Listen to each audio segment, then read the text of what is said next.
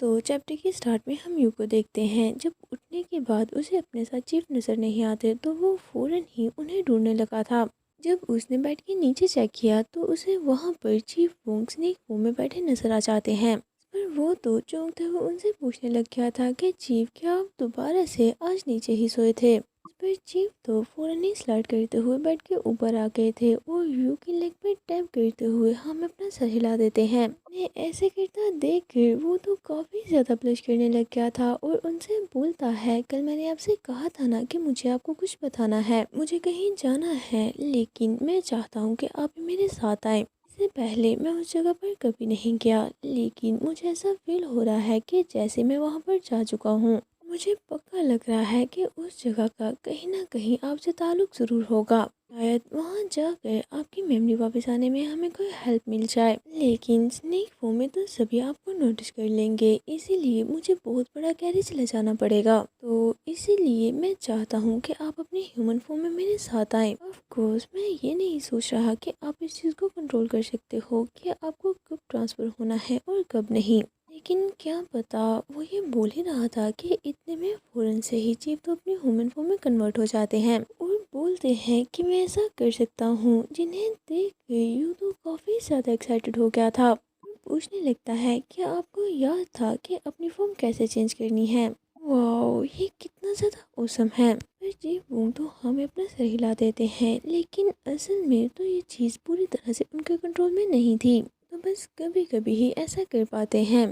पर यूँ तो बड़ी सी स्माइल करके बोलने लगता है कि सच में ये सुनकर मुझे काफ़ी अच्छा लगा। पूछता है कि क्या आपको कोई और चीज़ भी याद आई है, जिस पर चीफ ना हमें अपना सर हिला देते हैं। पर वो बोलता है, वेल कोई बात नहीं, एटलीस्ट थोड़ा बहुत तो याद आ ही रहा है। मैं बस क्यूरियस हूँ कि किस चीज़ की वजह से आपकी मेमोरीज वापस आने में हेल्प मिल रही है। अगर हमें उस चीज़ का पता चल जाए तो हम ज़रूर ही उसे इम्प्रूव कर सकते हैं। इस पर चीफ को सोचते हुए बोलते हैं, मैं सोया और मुझे याद आ गया। ये सुनकर तो यूँ काफ़ी चौंक गया था और जल्दी से पूछने लगता है कि क्या ऐसा मेरे साथ सोने के बाद हुआ है। इस पर चीफ ना में अपना सर हिला देते हैं कि नहीं, ऐसा होने से पहले। इस पर यूँ तो अपनी कही हुई बात पर काफ़ी ज़्यादा एम्बेरस हो गया था और उनसे बोलता है, आपका मतलब कि क्या बेड के नीचे सोने के बाद आपको सब कुछ याद आया है। इस पर चीफ तो सोचने लगे थे कि इतना ज़्यादा लड़का कर बोल रहा है, लेकिन फिर भी ये क्यूट है। एम्बेरसमेंट के मारे यूँ तो जल्दी से अपना मुंह मोड़ कर फ़ौरन ही अपने दोनों हाथ फेस पर रख लेता है।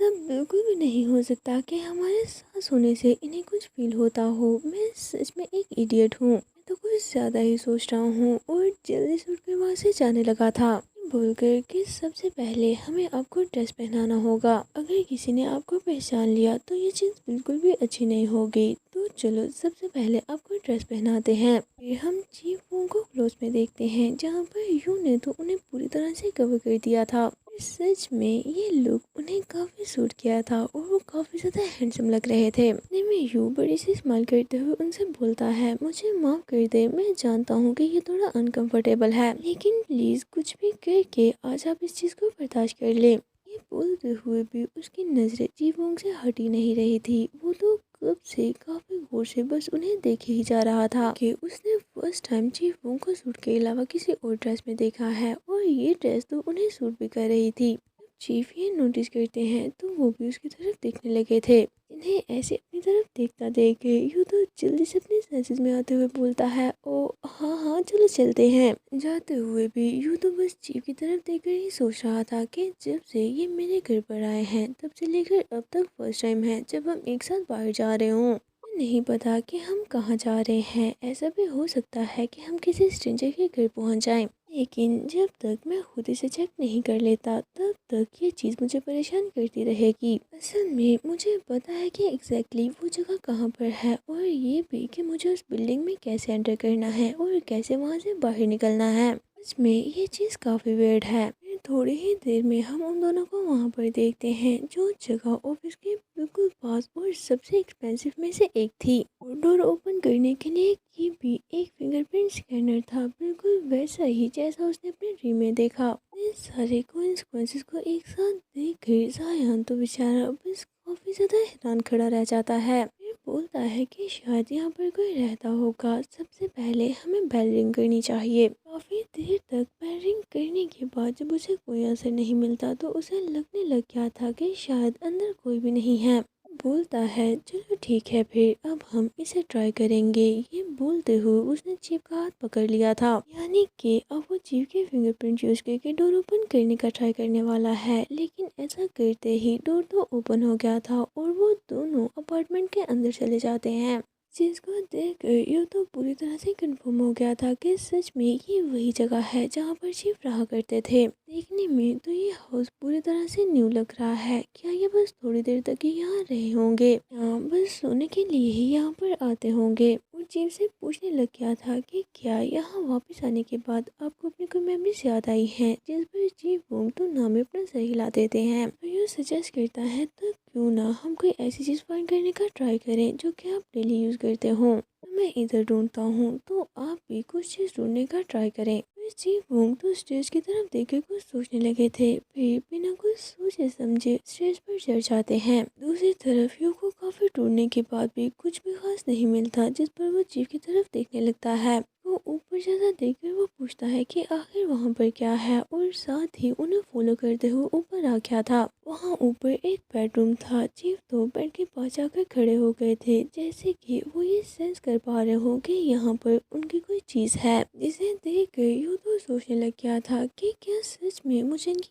प्राइवेट प्लेस में ऐसे छानबीन करनी चाहिए। इतने में उसे चीफ का एम्प्लॉय कार्ड नजर आ गया था, जिस पर वो फूल उसे पकड़कर काफी प्यार से टच करते हुए चीफ को बुलाने लगता है कि चीफ जरा देखिए तो मुझे क्या मिला है। उसी तरफ चीफ तो उसकी बात का कोई आंसर नहीं करते। यू उनके हाथ में बॉक्स पकड़ा देकर पूछता है कि चीफ क्या आपको भी कुछ मिला है। चीफ उसे रिप्लाई करने की बजाय बस काफी गौर से दुखी मन के साथ उस चीज को घूरते हुए देख रहे थे। इतने में यू उनके पास आकर क्यूरियोसिटी से पूछने लगता है कि क्या ये कोई जेमस्टोन है। वेट, ये तो जेमस्टोन नहीं लग रहे, बल्कि ये तो बस नॉर्मल ग्लास है। पर चीफ भी दुखी मन से बोलते हैं हाँ ये ग्लास है। पूछने लगता है क्या आपको कुछ याद आया है, जैसे कि ये आपको किसने दिए हैं या कोई और ऐसी चीज़। जिस पर चीफ तो उन ग्लासेस को देखते हुए बोलते हैं कि ये तुमने दिए थे जब तुम छोटे थे तब। हमारे छोटे छोटे हाथ तो पूरी तरह से कट और चोटों से भरे हुए थे। ये बोलते हुए वो अपनी आइज बंद करके उसी मेमोरी को याद करने लगते हैं, जहाँ पर एक छोटा सा बच्चा जिसके एक पैर में चप्पल थी और एक में नहीं, बहुत बड़ी केव में खो चुका था। वहाँ पर घूमते हुए उसे एक जगह पर चीफ अपनी स्नेक फॉर्म में नजर आते हैं। उनकी स्नेक फॉर्म नॉर्मल से कहीं ज्यादा बड़ी थी, जिस पर वो बिना डरे उन्हें टच करते हुए टिक लगाकर उनके साथ बैठ गया था। शायद उसे लगा होगा कि ये कोई वॉल है, या शायद वो किसी और की प्रेजेंस फील करना चाहता था। ये प्रेजेंस किसी कूल बॉडी की ही क्यों ना हो, और अपनी आंखों में आए आंसुओं को रोकने के लिए स्ट्रगल कर रहा था। बच्चे ने अपना फेस बाजू में छुपा लिया और रोने लग गया था। वो अपने हाथ में पकड़ी हुई चीज को बिल्कुल भी छोड़ना नहीं चाहता था। रोते हुए अपने मॉम डैड को बुलाने लग गया था। उसके रोने की आवाज़ सुनकर मेरी हार्ट बड़ी बॉडी में स्लोली स्लोली मूवमेंट होने लगी थी।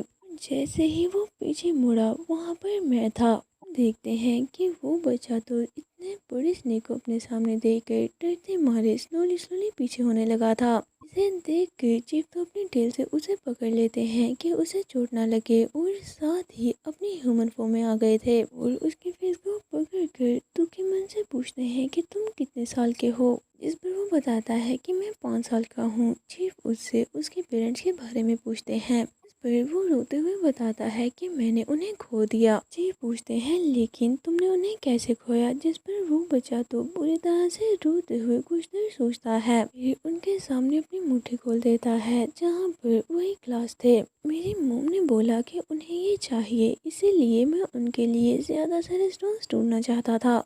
में वो स्टोन तो चीफ ने एक डिब्बे में काफी केयरफुली रखे हुए थे। इतने में चीफ को अचानक से कुछ होने लग जाता है, जिस पर वो जल्दी से अपने सर पर हाथ रख लेते हैं। चीफ को ऐसे करता देख कर यूपी घबराते हुए उन्हें संभालने लगा था कि चीफ आपके साथ क्या हो रहा है। चीफ बोलते हैं मेरा सर, ये काफ़ी ज़्यादा हर्ट कर रहा है। ये बोलते हुए वो वहीं बेड पर बैठ गए थे। उनके हाथ पूरी तरह से कांपने लग गए थे और वो बस अनकॉन्शियसली यूं चुबोल ही बोलने लगते हैं। वह यूं बोलता है कि चीफ, मैं यहीं पर हूँ आपके पास। हम दोबारा से उसी पास की मेमोरी को देखते हैं जहाँ पर वो छोटा बच्चा काफ़ी बुरी तरह से रो रहा था, जिसके याद आने पर चीफ ने तो फौरन ही उसे पकड़ लिया था और पूछने लगते हैं, यो चुबोल, क्या अब तुम खुश हो? शायद वो बच्चा कोई और नहीं बल्कि छोटा यू था, लेकिन यू को तो इस बारे में कुछ भी याद नहीं और न ही उसे स्टोन्स के बारे में कुछ याद है।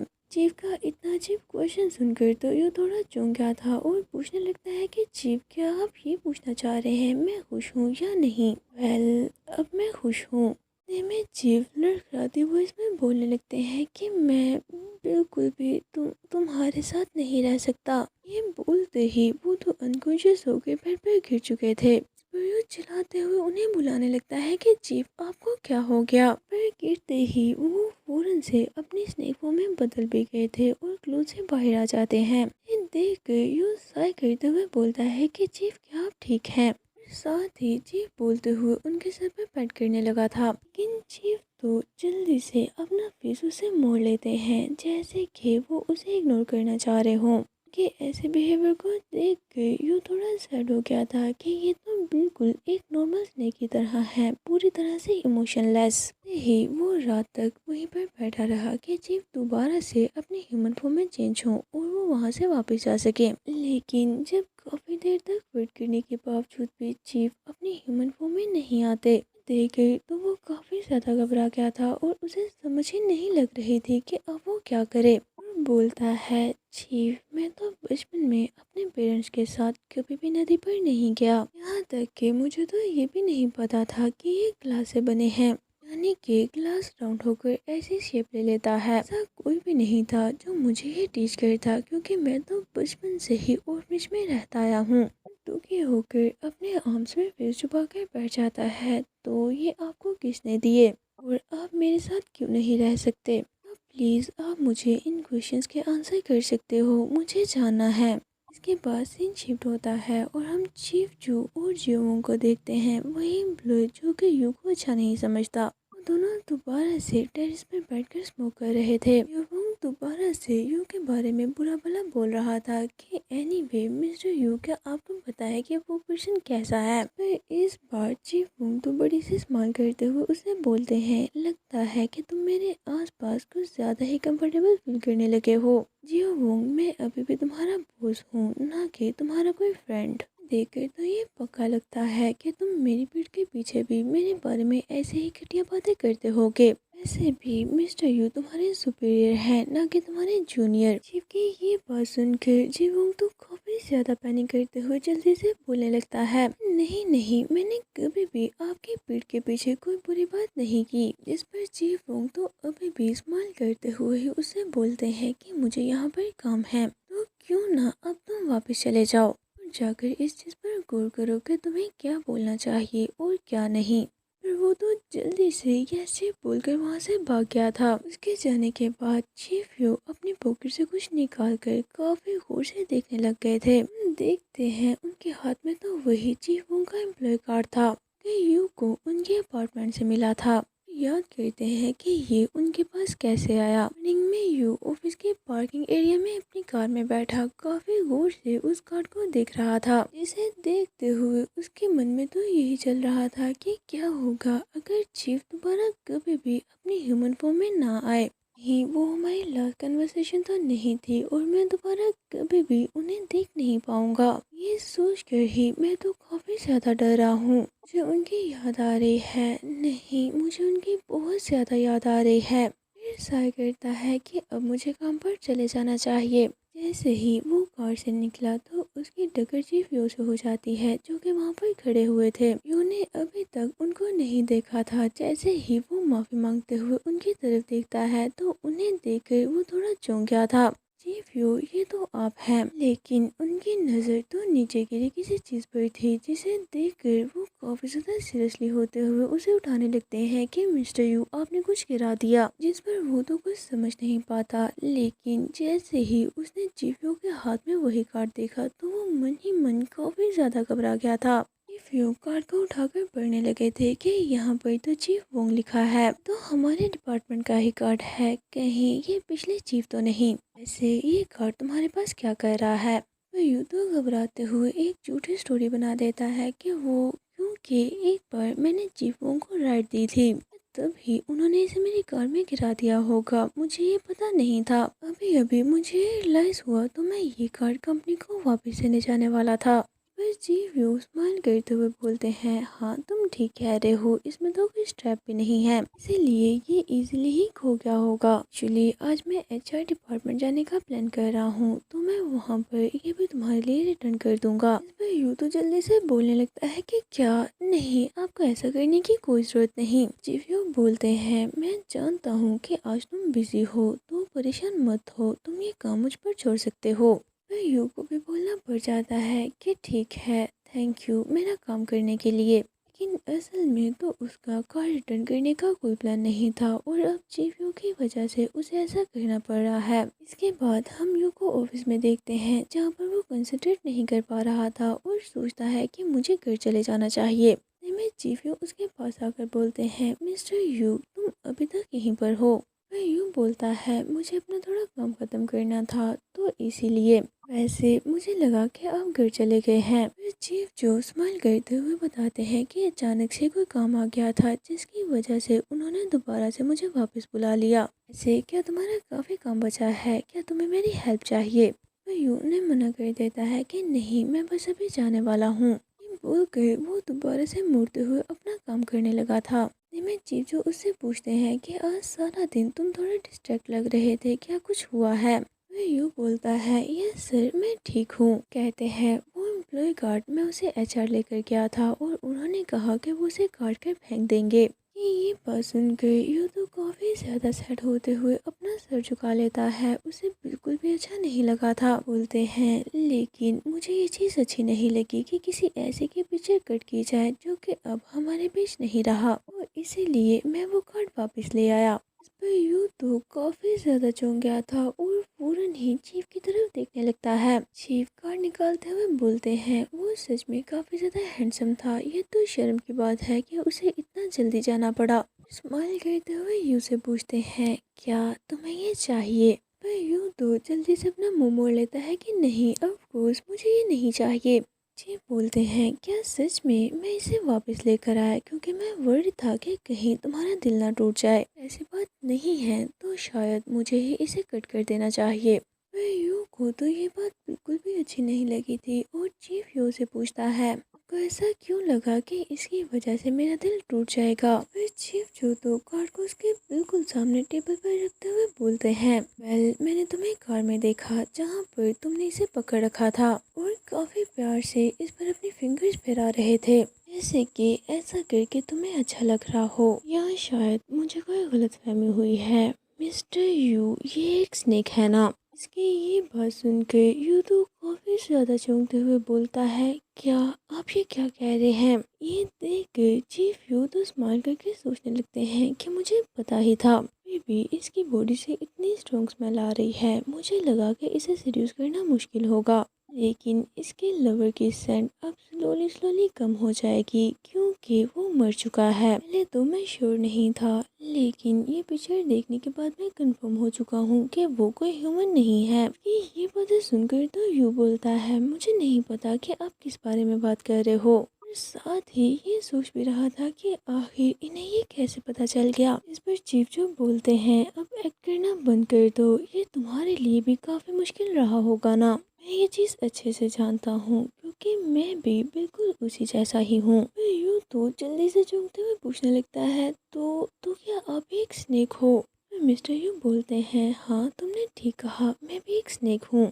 यू तो इस बात पर यकीन ही नहीं कर पा रहा था कि क्या सच में ये दोनों एक जैसे ही हैं। ऐसे अगर सच में यही बात है तो क्या मुझे इनसे पूछना चाहिए कि चीफ दोबारा से अपनी ह्यूमन फॉर्म में ट्रांसफ़र क्यों नहीं हो पा रहे। लेकिन उसने फ़ौरन से खुद को रोक भी लिया था कि मैं ऐसा नहीं कर सकता। पता नहीं मुझे इन पर ट्रस्ट करना भी चाहिए या नहीं। दूसरी तरफ चीफ व्यू को तो उस पर काफ़ी तरस आ रहा था कि बेचारा इसने अपना स्नेक लवर खो दिया। मैं इमेजिन भी नहीं कर सकता कि इस टाइम ये कितना ज़्यादा लोनली फील कर रहा होगा। और साथ ही उसके पीछे आकर शोल्डर से पकड़ते हुए बोलते हैं, तुम्हें अपनी सभी परेशानियां भूल जानी चाहिए। मुझे लगता है कि शायद मैं तुम्हारी हेल्प कर सकता हूँ। नहीं, बस मैं इकलौता ही हूँ जो तुम्हारी हेल्प कर पाएगा। ये सब कुछ उसे फ्लर्ट करते हुए बोल रहे थे। दूसरी तरफ यूको तो कुछ और ही लग रहा था। क्या इन्हें सब कुछ पता है? अगर इनके पास भी बिल्कुल जीव जैसी पावर्स हैं तो मैं बिल्कुल भी सरप्राइज नहीं हूँ इस बात से कि मैं जो भी सोच रहा हूँ इन्हें सब कुछ पता है। लेकिन क्या पता मेरे इतनी जल्दी इन पर ट्रस्ट करने से कहीं चीफ के साथ कुछ हो ना जाए। दूसरी तरफ चीफ जो तो पीछे से उसे घूर रहे थे कि पता नहीं उस हैंडसम ब्लैक स्नेक ने इसे कैसे टेम्प्ट किया होगा, यानी कि इसे अपने काबू में कैसे किया होगा। साथ ही उसके शोल्डर्स को दबाने लगे थे कि तुम इतना ज़्यादा हेजिटेट क्यों कर रहे हो। इस पर यूना में अपना सर हिला देता है कि कुछ भी नहीं, पूछने के लिए आपका शुक्रिया। और वहाँ से जाने लगे थे ये बोल गए कि मैं फील कर पा रहा हूँ तुम क्या कहने वाले हो, तुम्हें पुश नहीं करूँगा। तो अगर तुम्हें मेरी हेल्प चाहिए तो तुम कभी भी मुझे बोल देना। और सोचते हैं हाँ, अगर ये इतना इजी मान जाए तो इसमें मज़ा कैसे आएगा। उनके जाने के बाद यू तो बिल्कुल ही कंफ्यूज हो गया था। उसे समझ ही नहीं आ रही थी कि क्या करना चाहिए। लेकिन वो ज़्यादा देर तक मदद मांगे बिना नहीं रह पाया क्योंकि चीफ तो किसी नॉर्मल स्नेक की तरह बिल्कुल भी रिस्पॉन्स नहीं कर रहे थे। वो बिल्कुल ही मोशनलेस थे, जैसे कि वो मर चुके हों। हर रात मुझे खाली खाली फील होता। मुझे बिना चीफ के ही बेड पर अकेले सोना पड़ रहा था। रो रो कर अपना बुरा हाल करने की बजाय मेरे पास और कोई भी चॉइस नहीं बची थी। तब मुझे न्यू चीफ मिले जिन्होंने क्लेम किया कि वो भी बिल्कुल उसी तरह के एक स्नेक हैं। उसने फाइनली चीफ यू को कॉल कर दी थी, जिस पर चीफ यू कॉल उठाकर बोलते हैं कि मैं सोच रहा था कि आखिर तुम मुझे कब कॉल करोगे। देखो फाइनली अब तुमने ये कर ही दिया, तो क्या तुम हेजिटेट कर रहे थे। वो बोलता है मैं चाहता हूँ कि आप मेरे घर आओ। इस पर वो तो एक्साइटेड होते हुए सोचने लगे थे कि क्या ये मुझे अपने घर बुला रहा है। इतना मैंने सोचा था, ये तो उससे कहीं ज़्यादा बोल्ड है और जल्दी से बोल देते हैं कि ज़रूर, मैं ज़रूर आऊँगा।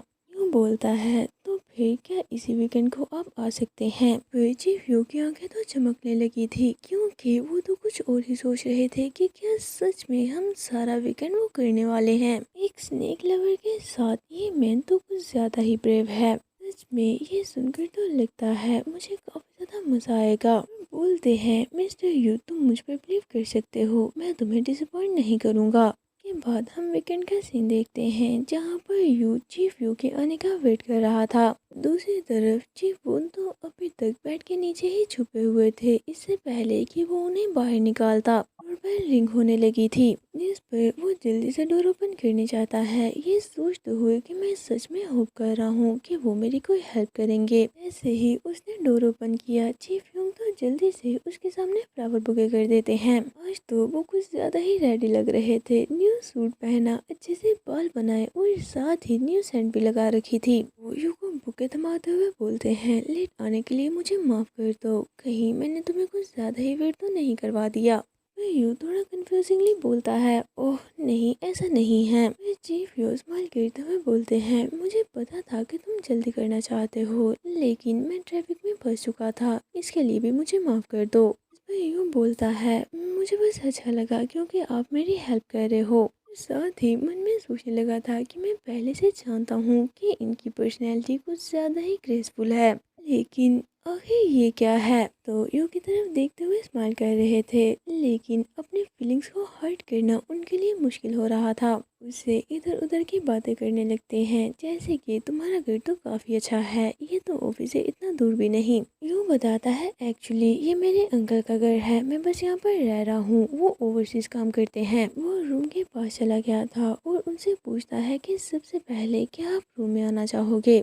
इस पर वो तो अभी भी अपने एक्सप्रेशंस को हाइड करते हुए स्माइल करके ही बोलते हैं, ओह क्या इतनी जल्दी। तो थोड़ा चौंकते हुए बोलता है, हाँ अब इसी वजह से तो यहाँ पर आए हैं। पर चीफ यू तो हंसने लगे थे कि हाँ हाँ तुमने बिल्कुल ठीक कहा, तो चलो चलते हैं। यू डोर ओपन करके बोलता है कि ये रहा बेड। इससे पहले कि वो उन्हें पूरी बात एक्सप्लेन कर पाता कि चीफ बेड के नीचे है, चीफ जो तो बिना उसकी बात सुने फौरन ही उसे बेड पर पुश करके ऊपर आ जाते हैं। साथ ही अपनी टाई लूज करके बोलते हैं, और देर करने की कोई जरूरत नहीं, मैं तो पहले से ही टर्न ऑन हो चुका हूँ। यानी कि अगर तुम्हें इतनी ज्यादा जल्दी है तो चलो अभी करते हैं। जानता हूँ कि पिछले चीफ के जाने के बाद तुमने काफी मुश्किल टाइम गुजारा है, लेकिन एक्चुअली मेरे लिए तो ये अच्छा ही है। यानी कि मुझे अब तुम्हारे साथ करने का मौका जो मिल रहा है, कि ऐसा करने पर यू तो काफी ज्यादा चौंक गया था और जल्दी से उन्हें मना करने लगता है। वेट लगता है कोई मिसअंडरस्टैंडिंग हुई है। तो यू को प्रेस करते हुए उसके क्लोज आने लगे थे कि क्या तुम जानते हो ऐसा क्यों है, क्योंकि जब पहली बार मैंने तुम्हें देखा तभी मैं तुम्हें अपने नीचे पिन में कराते हुए देखना चाहता था।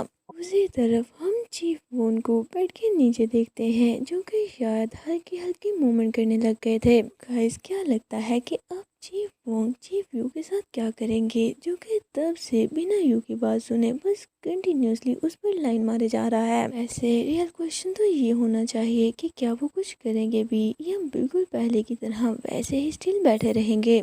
जल्दी से अपना आंसर कमेंट बॉक्स में ज़रूर लिखें। तो इसी के साथ ये वीडियो यहीं पर एंड होती है। जाने से पहले इस वीडियो को लाइक करके मेरे चैनल फन एक्सप्लेनेशन को सब्सक्राइब भी कर दें। तो चलिए मिलते हैं आपसे नेक्स्ट वीडियो में। Until next video, take care of yourself and bye bye.